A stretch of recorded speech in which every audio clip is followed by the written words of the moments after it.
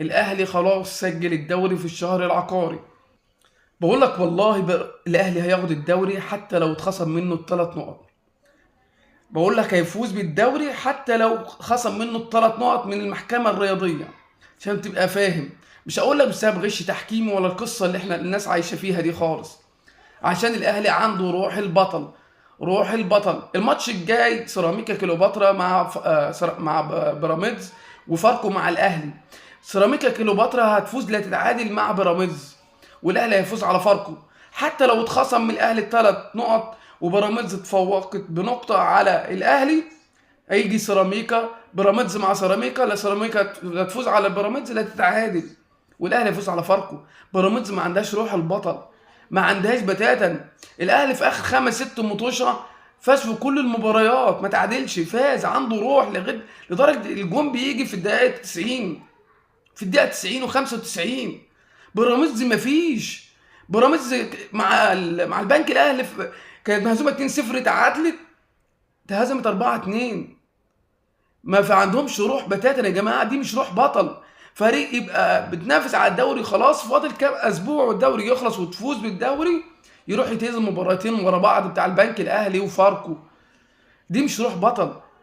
الاهلي عنده روح البطل حتى لو اتخصم منه الثلاث نقط. الاهلي يا جماعه خلاص سجل الدوري في الشهر العقاري. الاهلي خلاص سجل الدوري في الشهر العقاري.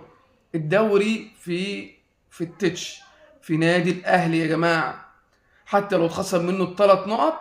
وهتشوفوها. المفروض الزمالك خارج المنافسه، ما تتكلمش. الثلاث نقط مش هيفيدوك، مش هيفيدوك. ما تشغلش بالك، اشغل بالك باللعيبه بتاعتك المشلوله. فكر في كاس مصر، خد بطوله السنه دي.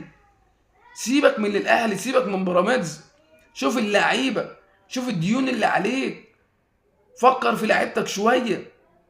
ما تشغلش بالك بالثلاث نقط وتشغل جمهورك. جمهورك خلاص اصلا زهق. الجمهور الزمالك ما عادش اصلا مشغول بالثلاث نقط دوم، هو مشغول باللعيبه، مشغول بالبطولات. فكر، سيبك من بيراميدز، سيبك من الاهلي، سيبك من قصه المحكمه الرياضيه. انت مش مستفاد حتى لو اللي اتخصم منه ست نقط، ما انت مش مستفاد. فالاهلي واخد الدوري كده كده يا جماعه. مش هقول لك بسبب غش تحكيم، لا والله. الاهلي خلاص خد الدوري، هياخد الدوري حتى اتخصم منه ثلاث نقط. بيراميدز ما عندهاش الروح البطل. البيراميدز مش هياخد ولا دوري ولا كاس ولا دوري الابطال، مش هياخد بطولات السنه دي ولا اي سنه. اخره الرابطه، ياخد الرابطه.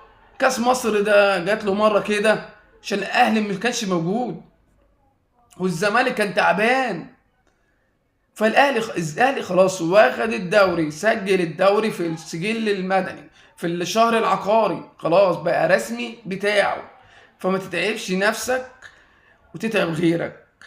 الاهلي بطل الدوري السنه دي.